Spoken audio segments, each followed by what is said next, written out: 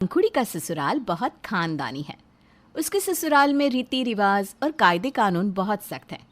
और हो भी क्यों ना, पंखुड़ी का ससुराल शहर के जाने माने और इज्जतदार लोगों में गिना जाता है। वहीं पंखुड़ी बहुत मनमौजी लड़की है। उसे बंधनों में बंद कर रहना बिल्कुल पसंद नहीं। लेकिन उसे क्या पता है कि उसकी शादी ऐसे घर में हो रही है जहां वो अपनी मर्जी से सांस भी नहीं ले सकती। एक दिन पंखुड़ी की सास शोभा ने उससे कहा, बहू, आज हमें एक प्रोग्राम में जाना है, तुम ये साड़ी पहन लेना। लेकिन माँ, ये तो बहुत हैवी साड़ी है। मुझे इतनी हैवी ड्रेस पहनने की आदत नहीं है। बहू, तुम्हें आदत नहीं है तो आदत डाल लो। देखो, हमारे खानदान का कितना नाम है, कितनी पहचान है। अगर तुम कोई भी हल्की फुल्की साड़ी पहन लोगी तो कैसे चलेगा? लोग क्या कहेंगे? शोभा के ऐसा कहने के बाद पंखुड़ी को वो साड़ी पहननी पड़ी। हालांकि उसे साड़ी संभालने में बड़ी दिक्कत हो रही थी, लेकिन वो क्या करती। साड़ी के साथ साथ खानदान की इज्जत को भी तो संभालना है। इतनी हैवी साड़ी की वजह से पंखुड़ी ठीक से चल भी नहीं पा रही थी। तभी उसकी सास ने धीरे से उसके कान में कहा, अरे बहू, कैसे चल रही हो?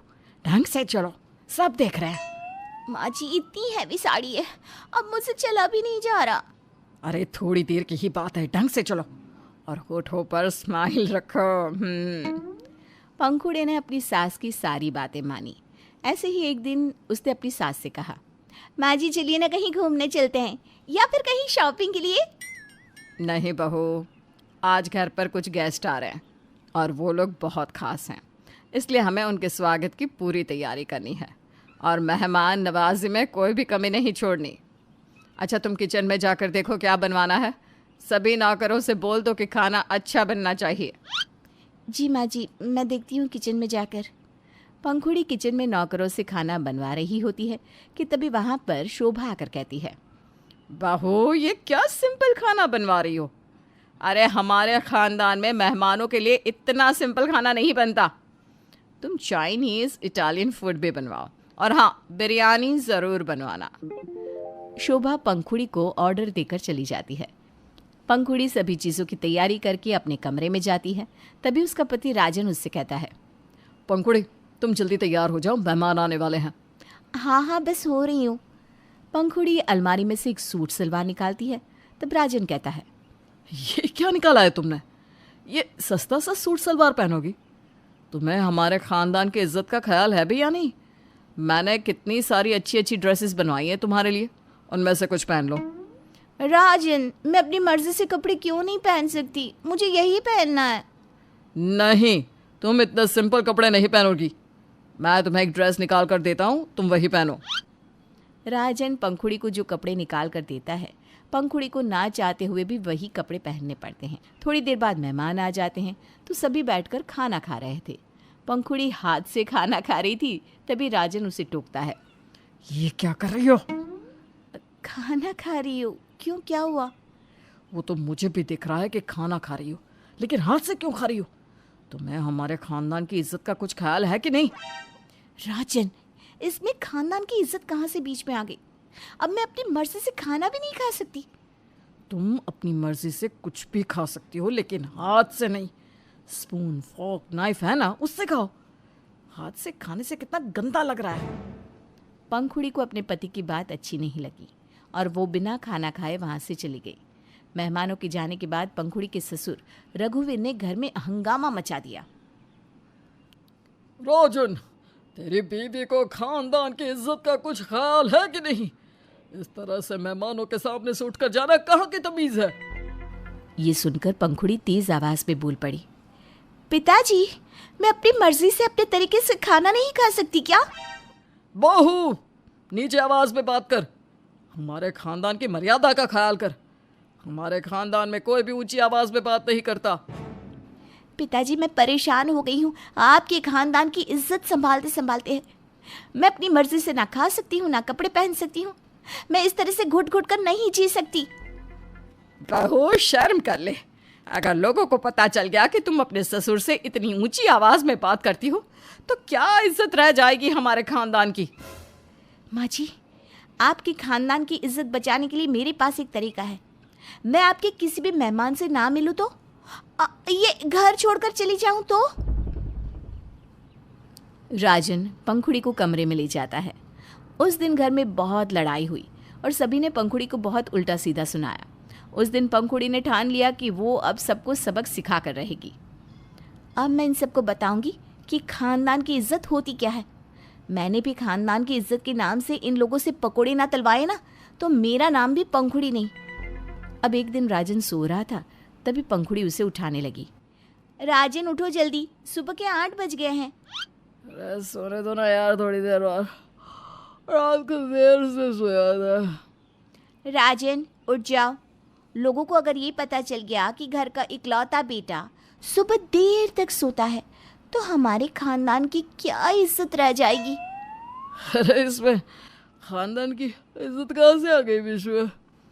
आपको कुछ नहीं पता राजन, हमारे खानदान की इज्जत है ही ऐसी, कभी भी कहीं भी बीच में आ सकती है। राजन पंखुड़ी की बात सुनकर हैरान हो गया। थोड़ी देर बाद शोभा अपनी बहू के साथ शॉपिंग करने के लिए गई तो शोभा ने देखा कि पंखुड़ी हैवी साड़ी पसंद कर रही है। अरे वाह बहू, साड़ियाँ तो तुमने बहुत अच्छी पसंद की है, तुम पर अच्छी भी लगेगी। माँ जी कैसी बात कर रही हो आप? मैं इतनी हल्की कढ़ाई और इतने सिंपल डिज़ाइन की साड़ी नहीं पहन सकती हूँ। ये साड़ियाँ तो मैंने आपके लिए पसंद की है, मैं तो अपने लिए इससे भी ज़्यादा हैवी साड़ियाँ लूँगी। बहू ये क्या बोल रही हो?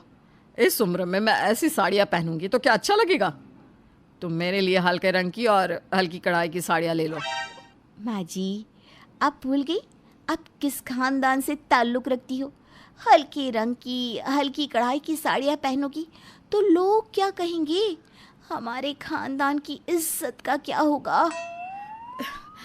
लेकिन बहू मैं इस तरह की साड़ी नहीं पहनती।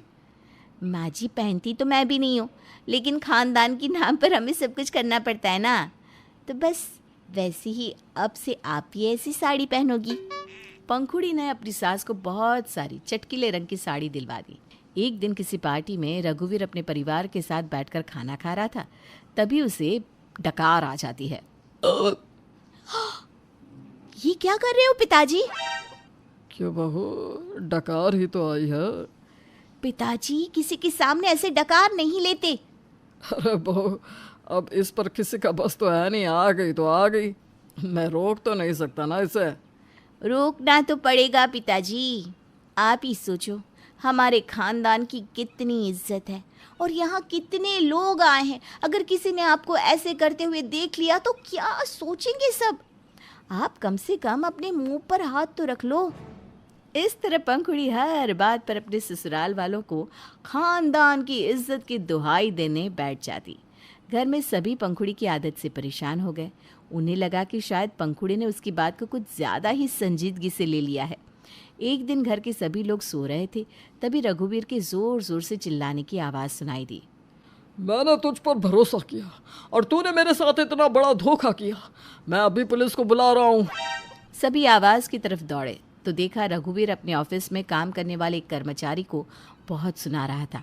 उसने ऑफिस में कई लाख की चोरी की थी। पंखुड़ी ने ये सब देखा तो कहने लगी, नहीं पिताजी पुलिस को मत बुलाना। अगर पुलिस हमारे घर में आ गई तो हमारे खानदान की इज्जत का क्या होगा? और आप ना इतनी ज़ोर ज़ोर से मत बोलिए पिताजी, वो भी हमारे खानदान की इज्जत के लिए सही नहीं है। पंखुड़ी कैसी बात कर रही हो?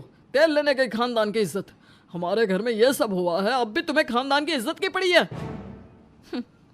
मैं भी तो यही कहती हूँ आप सबसे, तेल लेने गई इज्जत। इस खानदान की इज्जत की वजह से आप लोग अपनी छोटी छोटी खुशियों का भी गला घोट रहे हो। ऐसे नहीं कर सकते, वैसे नहीं कर सकते, यहाँ नहीं जा सकते, वहाँ नहीं जा सकते। अरे आखिर कब तक चलता रहेगा ऐसा? वो बात अलग है पंखुड़ी, लेकिन आज घर में चोरी हुई है। ये चोरी मैंने करवाई थी ताकि आप सबको समझा सकूं कि खानदान की इज्जत बाहियात से रस्म रिवाजों या बेमतलब के कायदे कानूनों से नहीं होती। और हाँ, मैं अपनी ज़िंदगी अपने हिसाब से जीना चाहती हूँ। इस चोरी के लिए मैं ही जिम्मेदार हूँ। आप लोग जो भी सज़ा देना चाहते हैं दे सकते हैं। और हाँ, पुलिस को बुलाओगी तो मुझे अच्छा लगेगा। कम से कम आज तो आप खानदान की इज्जत का नहीं सोचोगे। पंखुड़ी की बातें कड़वी और तरीका गलत ज़रूर है, लेकिन उसने आज घर वालों को बहुत बड़ी सीख दी है। साथ ही उसने साफ तौर पर यह भी बोल दिया कि वो अपनी ज़िंदगी अपने हिसाब से जीना चाहती है। आपको पंखुड़ी का ये फैसला कैसा लगा, हमें कमेंट करके ज़रूर बताइए।